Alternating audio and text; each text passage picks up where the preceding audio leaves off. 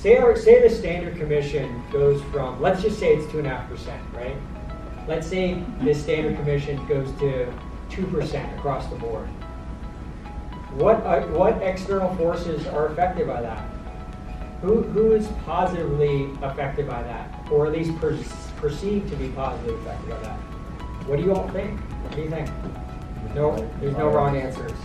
The buyer and the seller. Buyer and seller, right? But like how so? Like what? They're probably not equally, right? Two different parties. So for me, it's going to reduce the customer service. If you understand what I want to say, the real estate agent is not going to be anymore motivated to do the job. well, that might be true, but then if they don't have any motivation to do the job, then they have no job. So I understand what you're saying. So then in that instance, the real estate agent would still have to try to fight for that higher commission. The fight for the higher would be that 2.5%, right? Which in this scenario we're painting, was standard, and a lot of it has to do with commissions with us, right? That's this one thing that we try to control as best we can. But if there's other forces that want to essentially reduce our commission, that's why when you pay into your board dues, part of the payment you're paying into for these legislative bodies that are there, that are lobbying for us, not against us, to be able to protect our commissions. So I don't know what's going to happen, but this isn't the first time that this has happened. This has happened in many different ways over many years. Basically, people saying we make too much money. Yeah, they were talking about that. But what they don't realize is you're not really making money off that one deal that's in front of you. It's all of what I said before, how we work, but there's no guarantee of getting paid, right?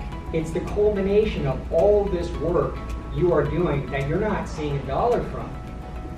So this one deal that you're getting paid off, that one deal doesn't live in a vacuum, right? It's like we do all of these other things, help all of these people without any guarantee of getting paid. So when you do get paid, it's like you've built up to that point, right?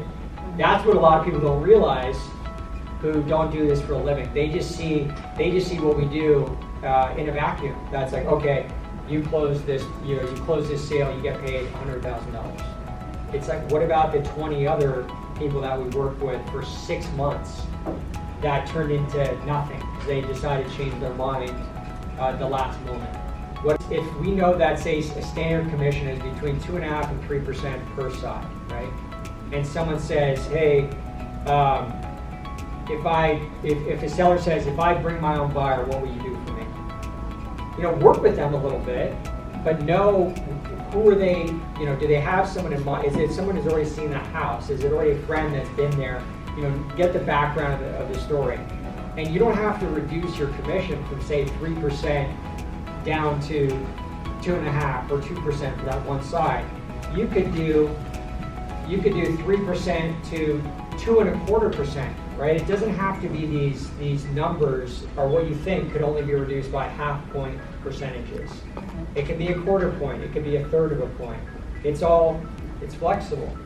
So keep that in mind. This is part of you negotiating. We can't negotiate for our own commissions, then what? Like, we probably are not going to be great at negotiating for our clients when they can't see us.